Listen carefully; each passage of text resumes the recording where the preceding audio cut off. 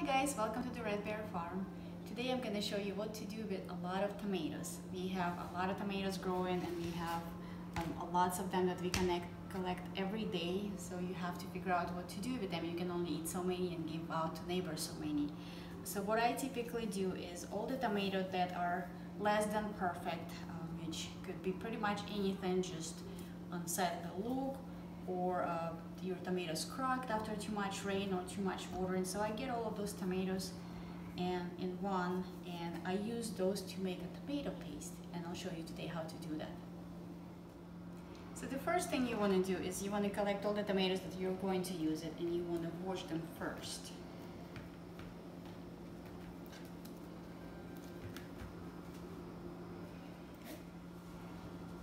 So I just washed all of the tomatoes. And the next thing I'm going to do is I'm going to cut all those unsightly things. You don't have to be very precise and cutting, making them perfect. As you can see, I'm leaving some of the things because it's really not going to affect the look or quality of our tomato paste. But you want to remove pretty much everything that's maybe starting to look a little bad or starting to develop any kind of a signs of damage, spoilage. So you may want to check all of your tomatoes.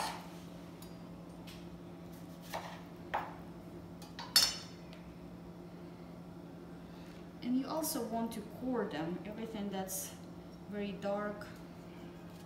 Again, you don't have to be very precise, you can just cut out pieces that, this is perfectly fine, you do not need to cut that out. And that one is fine. But on some of them, the connection point there is really big and really woody, so you may want to just cut it out.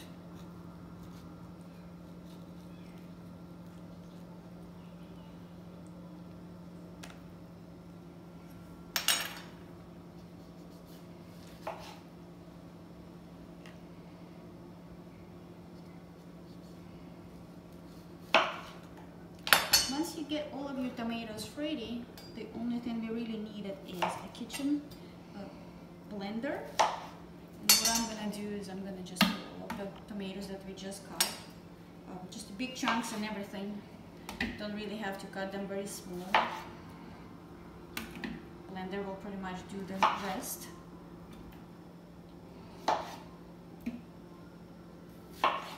Again, notice that some of the tomatoes are still a little green on the side, which is perfectly fine for what we're using them for.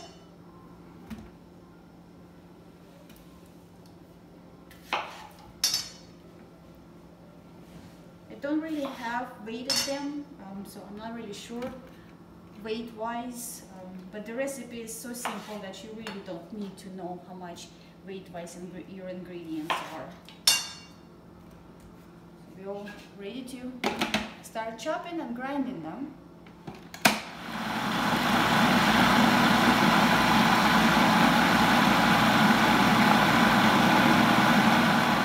Next thing we're going to need an onion. And as you can see, I have a pretty large onion here, I already peeled it off, and a garlic. Some people use a very small amount of onions. To be honest, I prefer a lot of onions, so I just do the same thing with onion. I'm just gonna clean up a little part where kind of had an ingrown leaves there, and the rest we just chop up in large chunks, and we will put it in the same mixer.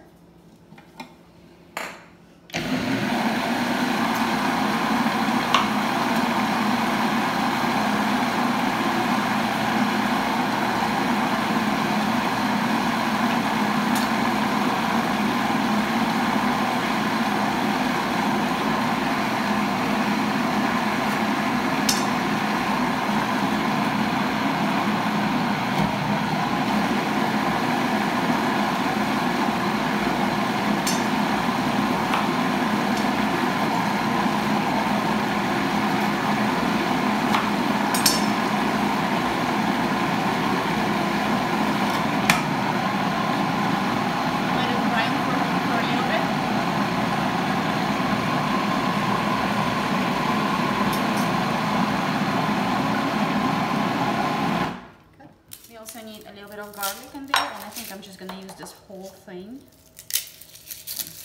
You just pretty much take your garlic, even the runaway bits of it, clean it up.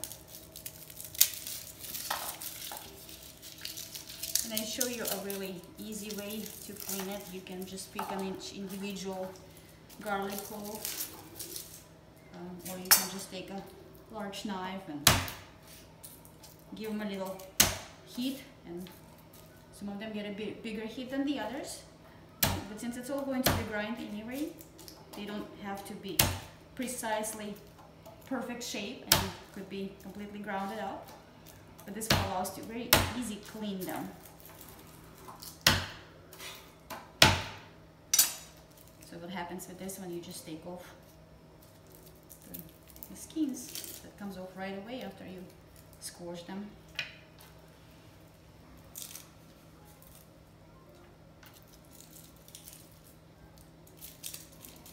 Again, if you don't care about the perfect shapes of your garlic, this is a really easy, really fast way to clean it. Now, if you can, then you may want to give them a little bit of a lighter heat, so they remain in the same shape as before. Okay. So now our garlic is done and ready, so we'll just do exactly the same thing we did with the onion. We'll just put all of it in the blender. My husband actually just asked me if you add in oregano or any other herbs to it. Typically I don't add it because it is a tomato paste, not tomato sauce. If you are making a sauce, you can certainly add the herbs, and then you'll need to add a vinegar to that as well. But since we're only making a paste, even a garlic and onion is not necessary. You can just use just tomato, salt, and pepper. So I'm gonna give it a good swirl now with garlic.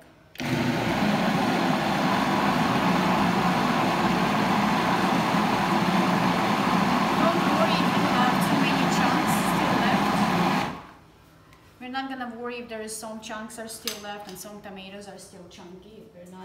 This is not something that we're going to worry at this point, because we will use the sieve at the very end.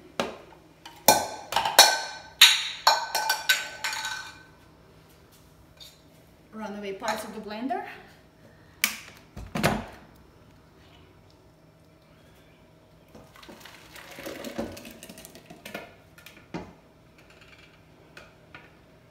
As you can see, I'm just transferring everything in a large enough pot to feed all of that. And I want to show you that there are still chunks in there. As you can see, some of the onions are still there. You can certainly pull them all out and give it another good chop. But by the time we're done with this, it's going to boil down to practically nothing, so it won't be an issue. So at this point we'll add salt. I typically don't measure everything, and don't worry about going too little or too much with your salt in a tomato paste. Since it is a paste and not the sauce, you will add additional salt later. If it does turns out to be too salty because you added too much of it, just remember we are going to boil this down. Then again, it's not a problem because it is a tomato paste and you will be using diluted in some other things. So typically I will do about a palm full of kosher salt, not iodine. And this time I'm making a little spicy, so I'm using a red pepper here. I'm going to use about the same amount as salt. And now for the fun part.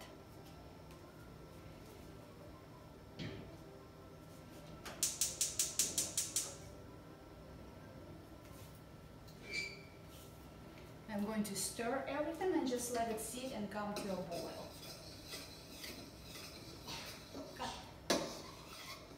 One of the reasons I like this recipe is you see a lot of recipes that recommend taking the foam out and you have to stand here and watch it all the time. This is something that my family has been doing for years, and we never have any issues with that. It's starting to boil up right now. It's not quite there yet, but as you can see, there is some foam forming on top, and all I do is just stir it occasionally right now. And what you will see it with this foam is actually will decrease and with every time, and then eventually it would settle down on the edges of the pot. So you don't actually have to remove it. It's just going to be on the edges of the pot, and the longer you boil it, the less foam you'll have, and more of that foam will be dried up on the side. So it's kind of easy to do. As you guys can see right now, it's already boiling. And as you can see, there is not that much foam. There is still big chunks in there. And now you can see that some parts are more liquidy than the others. At this point, we just want to periodically stir it. Set it to a medium fire and let it cook for at minimum 45 minutes. Periodically stirring it. Why I say at the minimum, you want it to boil it long enough so it actually dissolve all the tomatoes, onions and garlic that we added there. But you also want it to check on the amount of liquid. The thicker paste you want, the longer you will need to boil it. So we'll just let it do its own things for 45 minutes and we'll check back again. Welcome back, guys. It's been cooking for quite some time, and this is the consistency that we're really looking for. As you can see, it's very thick. It's almost no water left. And what you see in it right here, that is what used to be the foam. So as previously mentioned, you do not have to collect the foam. To me, this looks pretty much ready, so I'm gonna turn it off. And we are going to pour it into a bowl with the sieve in it.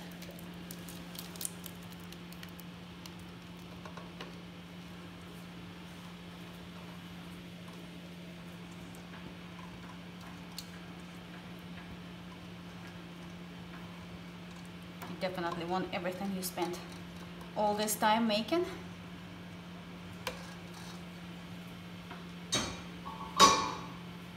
What I want to show you, as you can see on the bottom, you're already starting to get some juice. You're welcome to keep that juice or you can get rid of it. I always keep it, just by the time we squeeze everything, it's not going to be that liquidy. And if you do find out that it's still very liquidy, you can actually, after you squeeze everything out, you can put it back in your pot and cook it for a little bit longer, probably 10-15 minutes is what it probably will take. And now it's time for a little bit of very tedious exercise. It's trying to squeeze all the pulp and everything out of this mass. It does take a little bit of work, and you can see once you start squeezing it, it will come out on the bottom and some juice will still flow in. If you have chickens, by the time you're done with this, all the things that are left in the sieve, they would love you for that. Just make sure that it's cool enough for them to eat. Just work this in. I find it's a lot easier with the square little spatula rather than a round square, round silicone spoon. This is just to have just a little bit of give to allow you to have this really good squeeze on the sides of it.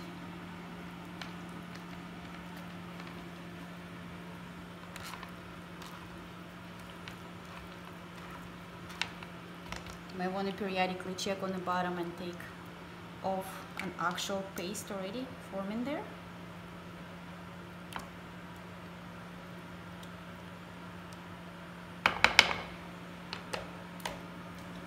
If you have a larger bowl, I find that helps quite a bit.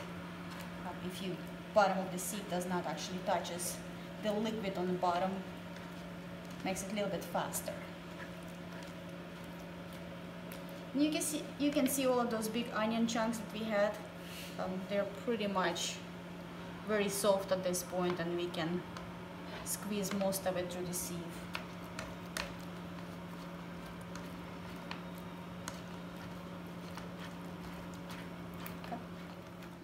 Okay, so guys, I've been squeezing it for a while, and now you can see that there's really not that much left. All we have here is seeds, and you can probably get maybe another quarter of a teaspoon, but at this point it's really not worth all the effort. And on the bottom we still have a very nice tomato, so you pick that up before you discard this.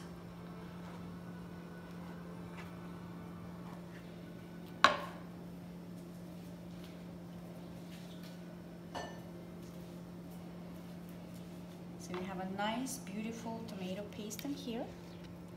We give it a good swirl. As you can see, it is quite thick already, so I'm not going to cook down any longer. I think this is a pretty good consistency, really. So we're ready to pickle it now, to put it in the jars. I have sterilized all of my jars in the dishwasher, so they are ready to go. And I have sterilized my lids, but I will give them a little squirt of boiling water again. But like I said, they have been sterilized.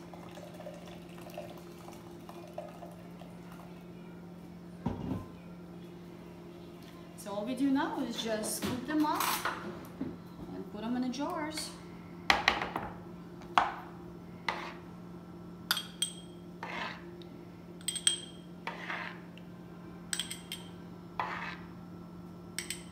If you prefer a thicker paste, you can continue cooking this. You don't want to notice how I fill up jars almost all the way, but not all the way to the rim. We'll have about half an inch left to the edge. This is what you want to see there, air space. Because tomatoes are very acid food, you do not need to put it in the water base, and this is another reason why this recipe is so great. You just pretty much cook it, cover it with the lids, and store them. So we ended up with the 4 little jars and the 1 larger. And what I'm going to do is I'm going to use the paper towel to wipe the rims of them to make sure we have a really good contact when we cover them with the lids. We just very carefully take the hot lids.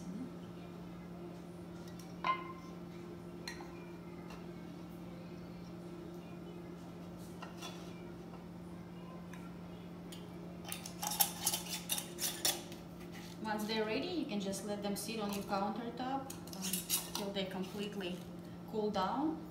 And after that, they can be put away. There is no refrigeration needed. There is no need for a water bath. They are ready to be stored. Thank you guys so much. I hope you enjoyed this video. I hope you enjoy your harvest. Good luck with your tomato paste, and please subscribe. Bye.